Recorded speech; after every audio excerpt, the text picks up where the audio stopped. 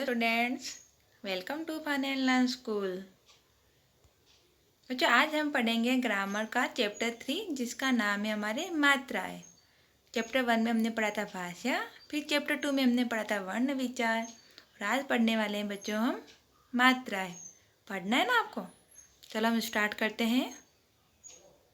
बच्चों, हम पढ़ने वाले हैं मात्राएं। तो मात्राएं किसे बोलते हैं? हम वर्णमाला के स्वर और व्यंजन से परिचित हो चुके हैं।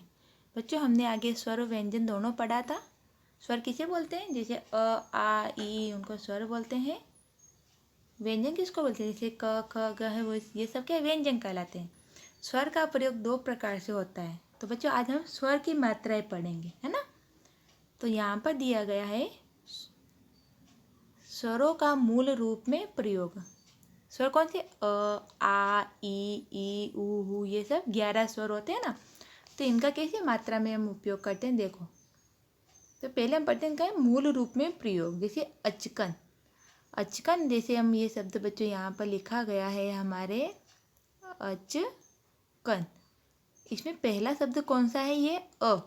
ये अ क्या है? स्वर है या व्यंजन है? ये अ स्वर है। तो देखें यहाँ पर लिखा गया है ना, अचकन अ पहला अक्षर स्वर है। इसी प्रकार दूसरा यहाँ पर दिया गया है आ। तो आम में पहला शब्द कौन सा है? ये स्वर कहलाता है। आ आता है ना। तो यहाँ पे दिया आ पहला अक्षर स्वर है। फिर है री। ऋषि लिखा गया है। तो हमारे स्वर में री आता है। जैसे हम बोलते हैं अ, आ, ई, फिर ऊ, फिर री आता है ना। इसलिए री क्या कहलाता है? स्वर कहलाता है बच्चों। फिर आगे दिया गया है एरावत। तो आए पहला अक्षर क्या स्वर कहलाता है। ये ऐरावत क्या है? ये स्वर है। फिर लिखा गया है ऊपर दिए गए शब्दों का पहला वर्ण स्वर कहलाता है ना। स्वर क्या है?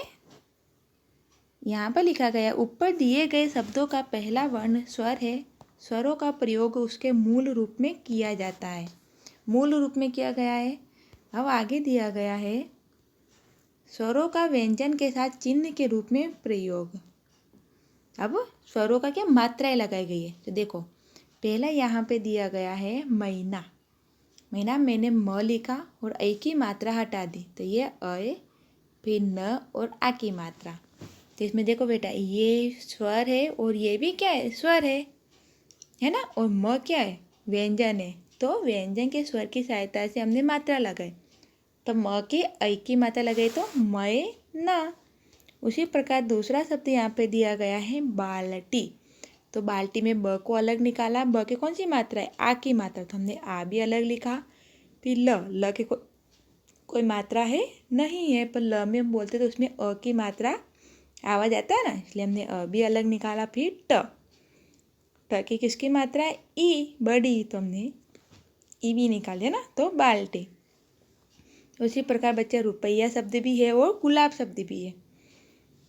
फिर दिया गया है ऊपर दिए गए शब्दों में रेखांकित शब्द स्वर अपने मूल में प्रयोग न होकर विशेष चिन्ह के रूप में प्रयोग किए गए हैं। ये चिन्ह ही मात्राएं कहलाते हैं। देखो, अब हमारे मात्राओं की परिभाषा दी गई बच्चों। देखो फिर से पढ़ती हूँ मैं।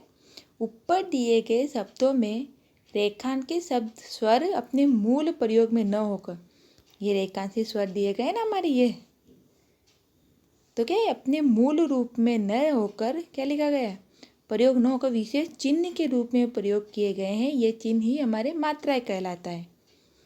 फिर लिखा गया है ये स्वर को व्यंजन के साथ मिलाकर लिखा जाता है, जो स्वर अपना रूप बदल लेते हैं। स्वरों के अपने विशेष चिन्ह होते हैं, यही चिन्ह मात्राएं कहलाते हैं। फिर आओ मात्राओं से बने शब्दों को पढ़े और सीखें। अस्वर की कोई मात्रा नहीं होती, किंतु सभी व्यंजन अस्वर की सहायता से बोले जाते हैं। अब हम मात्राएं बच्चों बैठते हैं।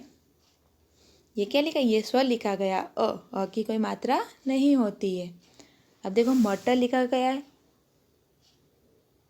तो देखो ये म है, म को हम क्या बोलेंगे? म में अ को मिलाया तो म, तो म से कौन सा शब्द बनता है? मटर। फिर आ की मात्रा, आ स्वर है तो आ की मात्रा कैसी होती है? जैसे हम क लिखा, क की आ की मात्रा लगाएंगे तो खड़ी एक स्टैंडिंग लाइन करते हैं ना। तो म की आ की मात्रा लगी तो माँ, तो माँ से क्या बनेंगे, माला, बना ना। फिर है ई की मात्रा ये रही। फिर म के हम ई की मात्रा लगेंगे तो क्या बोलेंगे बच्चों, मी से क्या बनता है, मी से मिठाई। फिर आगे दिया गया बड़ी ई, तो बड़ी ई ये रही हमारी मात्रा। म के बड़ी की मात्रा लगेंगे तो हम क्या बोलेंगे बच्चों, मी को क्या बोलेंगे, मी से कौन सा शब्द बना, मीनार। फिर है ऊ, छोटा ऊ, तो म के ऊ की मात्रा लगाएंगे तो क्या पढ़ेंगे, मुँह, और मुँह से क्या शब्द बनता है, मुर्गा, है ना। फिर ये बड़ा ऊ, तो म के ऊ की मात्रा लगाएंगे तो मुँह, और मुँह से क्या बनता है, मूली बनती है। फिर दिया गया बच्चों री से क्या बनता है, म के री लगाएंगे तो मृ, तो मृ से मृग। फिर ए से म के एक की मात्रा लगाए तो मे से क्या होता है, मेमना। बकरी कैसे बोलती है बच्चों, मेमना, मतलब मे करके बोलती है ना। फिर आगे दिया गया ऐ, तो ऐ की कौन सी मात्रा है, तो म के हम ऐ की मात्रा लगाएंगे तो मय, और मय से कौन सा शब्द बनता है बच्चों यहाँ पे, मैना, है ना। फिर है ओ, तो हमने म के ओ की मात्रा लगाएंगे तो क्या बोलेंगे, मो से क्या बनता है, मोर। फिर है औ से क्या, म के ओ की मात्रा लगाए तो मऊ, तो मौली, है ना। ये हमारे स्वर की मात्रा थी बच्चों। हम जब पढ़ते तो हमारे बिंदु भी आता है, चंद्र बिंदु भी आता है ना। तो जैसे अ, तो अन की मात्रा, अ की हम ऊपर बिंदु लगाएंगे तो क्या पढ़ेंगे हम, अन। तो घ अ ण ट ई, घ के अन की मात्रा लगी तो घन, और फिर आड़ा न और ट, और ट के कौन सी मात्रा लगाई, ई की, तो घंटी शब्द बना। फिर दूसरा है चंद्रबिंदु लगाए तो तो इसको क्या बोलेंगे, दांत। क्या बोलेंगे इसको बच्चों हम, दांत। फिर ये क्या, विसर्ग, तो है ना, न के म, फिर तो इसको क्या पढ़ेंगे, नम।